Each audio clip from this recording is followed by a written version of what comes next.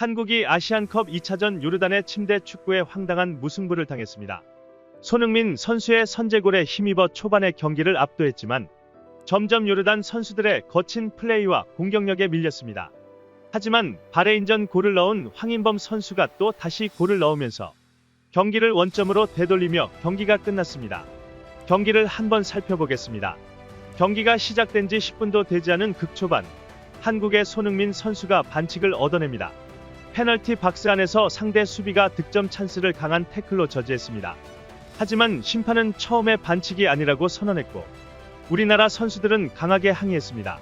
결국 비디오 판독 VAR을 통해 반칙 여부를 확인하는 절차를 거쳤습니다. 누가 봐도 반칙인 플레이였는데 심판은 오심이 부끄러웠는지 한참을 지켜봤습니다. 이후 반칙을 선언하여 대한민국의 페널티킥의 기회가 찾아왔습니다. 키커는 손흥민이었고 손흥민은 여기서 놀라운 킥을 보여줍니다. 바로 파넨카킥을 보여준 것입니다. 파넨카킥이란 골키퍼를 속이고 한가운데로 차넣는 페널티킥 기술입니다. 한가운데로 차넣는 것이기에 실패할 시 위험하지만 성공시킨다면 상대팀의 멘탈을 무너뜨릴 수 있는 기술이죠. 대한민국 대표팀의 주장인 만큼 손흥민 선수는 하이리스크 하이리턴인 기술을 사용한 것으로 보입니다. 이후 경기는 한동안 대한민국이 주도하는 흐름이었습니다. 하지만 전반 37분 요르단에게 코너킥 기회가 주어졌습니다. 코너킥에서 크게 위협적이진 않았지만 우리나라의 뼈아픈 실수가 나왔습니다.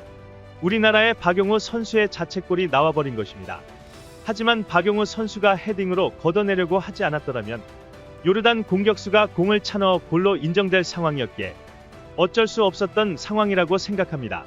하지만 박용우 선수가 경기 전반적으로 아쉬운 모습을 보이고 실수도 잦았기에 네티즌들은 아쉬움을 표출했습니다.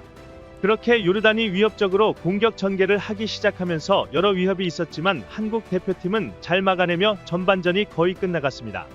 하지만 전반전이 끝나기 직전 추가 시간에 또 요르단의 골이 터져버립니다.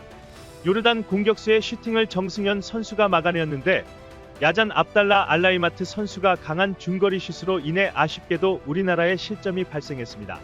우리나라 주전 골키퍼인 김승규 선수가 얼마 전 훈련 중에 십자인대 부상으로 인해 경기에 출전이 불가하게 되었다는 소식이 있었습니다. 이번 경기에서 주전 골키퍼의 부재가 아쉬웠던 상황이 펼쳐졌습니다. 물론 경기에 선발로 나선 조현우 골키퍼의 선방 능력도 좋았습니다.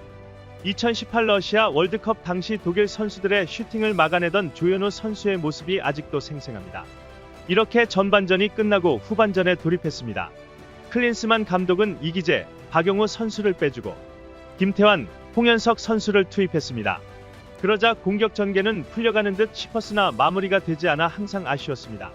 또한 마무리가 되지 않았기 때문에 요르단 선수들의 역습이 계속됐습니다. 하지만 한국 대표팀의 중심인 김민재 선수의 수비가 빛을 발했습니다. 상대팀에는 이강인 선수와 같은 프랑스 리그의 몽펠리에 클럽에서 뛰고 있는 주전 공격수 무사 알타마리 선수가 위협적이었습니다. 엄청난 스피드를 통해 역습 상황에서 빠른 드리블로 우리 수비를 계속해서 위협하는 모습을 계속해서 보였습니다. 그럴 때마다 김민재 선수가 자신이 왜 세계 최고의 클럽 바이에른 뮌헨의 주전 센터백인지 보여주었습니다. 이번 경기에선 요르단 선수들의 파울이 굉장히 많이 나왔습니다.